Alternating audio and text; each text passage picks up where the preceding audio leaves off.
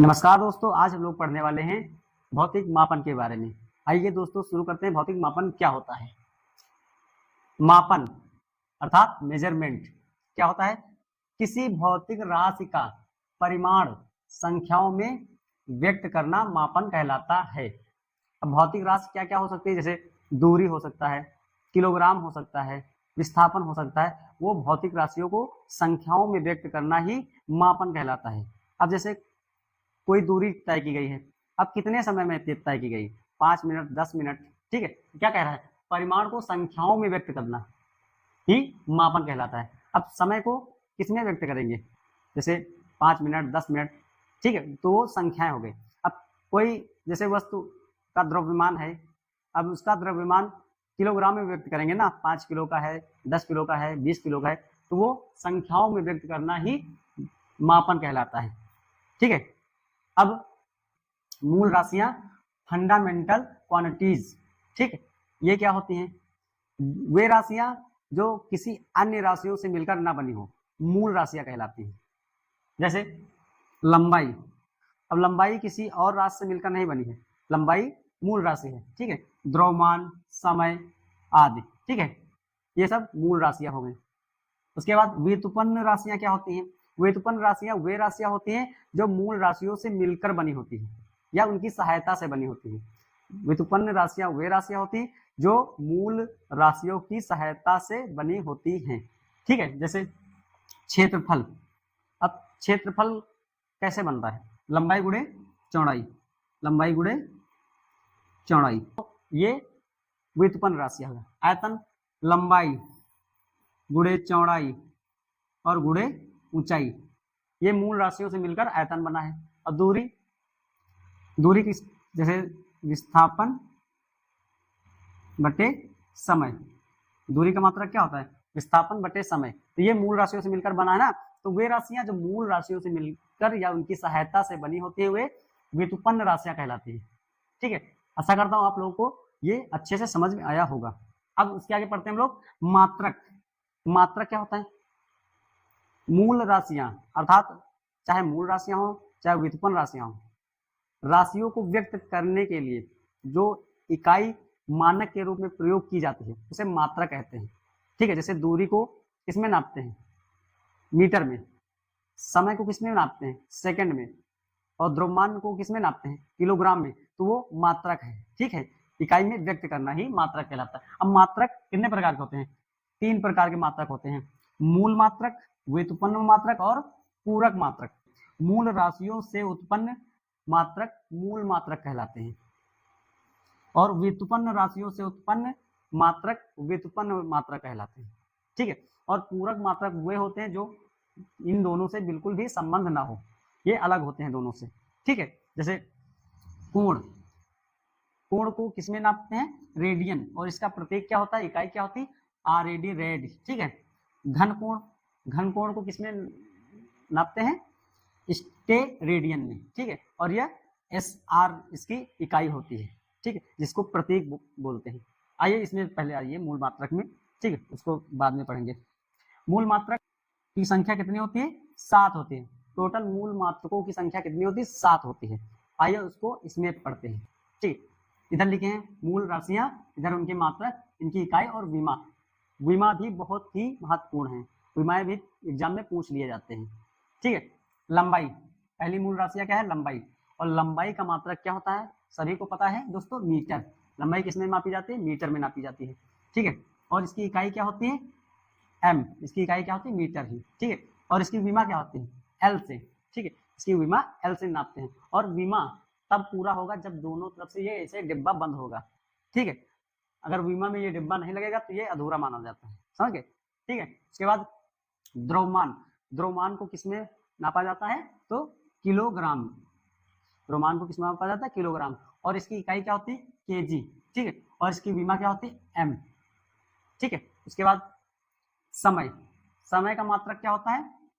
Second, और इसकी इकाई क्या होती है? सेकेंड ही। और विमा क्या होती है? T for time.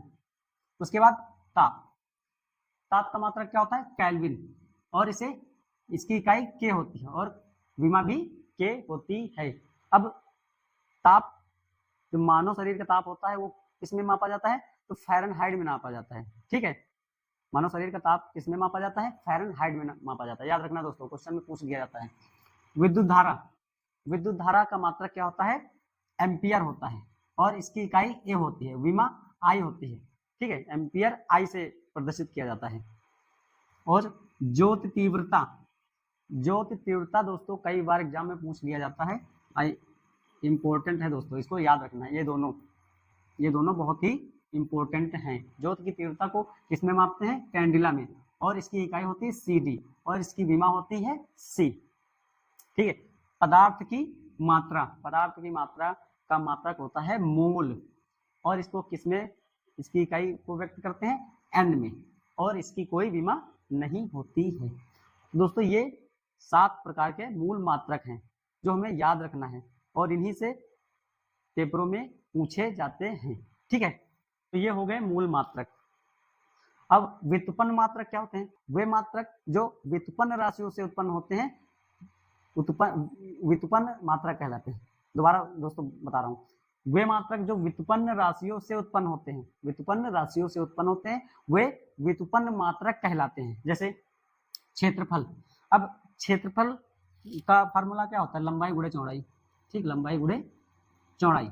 लंबाई किसमें मापते हैं, मीटर में, और चौड़ाई किसमें नापते हैं, मीटर में। तो मीटर मीटर मीटर स्क्वायर हो गया। आयतन किसमें मापते हैं, लंबाई गुणे चौड़ाई गुणे ऊंचाई। ठीक है, एम एम एम, तीनों एम हो गया तो एम क्यूब हो गया। अब चाल, चाल को किसमें मापते हैं, विस्थापन बटे समय। विस्थापन को मीटर से, विस्थापन मात्रक मीटर होता है और समय का सेकंड। अब मीटर प्रति सेकंड, ठीक है, मीटर प्रति सेकंड, या फिर इसको ऐसे लिख देते हैं मीटर S-1। जब कोई चीज बटे की ऊपर लिखी जाती है तो उस पर माइनस का निशान लग जाता है। ठीक है, आप लोग मैथ में पढ़े होंगे इसके बारे में। तो ये हो गए व्युत्पन्न मात्रक। अभी हमने पूरक मात्रक को आपको सिखाया है। तो मूल मात्रक, व्युत्पन्न मात्रक, ये हो गए पूरक मात्रक। आशा करता हूँ आप लोगों को अच्छे से समझ में आया होगा। अब हम लोग पढ़ते हैं पद्धतियां कितनी होती हैं। तो 4 प्रकार की पद्धतियां होती हैं। MKS पद्धति, M for metre, K for kilogram, S for second, मतलब लंबाई को मीटर में मापते हैं, द्रव्यमान को किलोग्राम में मापते हैं, और समय को सेकंड में मापते हैं। ठीक है, उसके बाद CGS को किस में मापते हैं, C for centimetre, G for gram, और S फॉर सेकेंड को। ठीक है, लंबाई को सेंटीमीटर में, द्रव्यमान को ग्राम में, और समय को सेकंड में मापते हैं। उसके बाद ये फ्रेंच पद्धति है, CGS पद्धति को फ्रेंच पद्धति कहा जाता है। ठीक है, उसके बाद FPS पद्धति, F for foot, P for pound, और S फॉर सेकेंड। ठीक है, लंबाई को फुट में मापते हैं, द्रव्यमान को पाउंड में मापते हैं, और समय को सेकंड में मापते हैं। इन सभी पद्धतियों, चारों पद्धतियों में समय का मात्रक सेम ही रहता है, सेकंड ही रहता है। उसके बाद जो ये FPS पद्धति है, इसको ब्रिटेन पद्धति कहते हैं। सबसे ज्यादा इसको ब्रिटेन में यूज किया जाता है। ठीक है, मगर जो SI पद्धति है, चौथी पद्धति जो होती है SI पद्धति, इंटरनेशनल सिस्टम ऑफ यूनिट्स, इसको अपने अपने देश में आप किसी भी मान लो पद्धति को यूज कर रहे हैं, चारों में से किसी को यूज कर रहे हैं, मगर अगर आप इंटरनेशनल, जैसे एक देश से दूसरे देश में कोई सामान खरीद रहे हैं या बेच रहे हैं, तो SI पद्धति में ही उसको मापा जाता है। ठीक है, इसको अंतरराष्ट्रीय मात्रक पद्धति कहते हैं। जैसे अब लंबाई में हम लोग मीटर का यूज करते हैं, किलोमीटर का यूज करते हैं, ठीक है, सेंटीमीटर का यूज करते हैं, इंच का यूज करते हैं, तो ये SI मात्रक के अंतर्गत पढ़ा जाता है। उसके बाद द्रव्यमान को किसमें मापते हैं, द्रव्यमान को किलोग्राम, ग्राम, मिलीग्राम।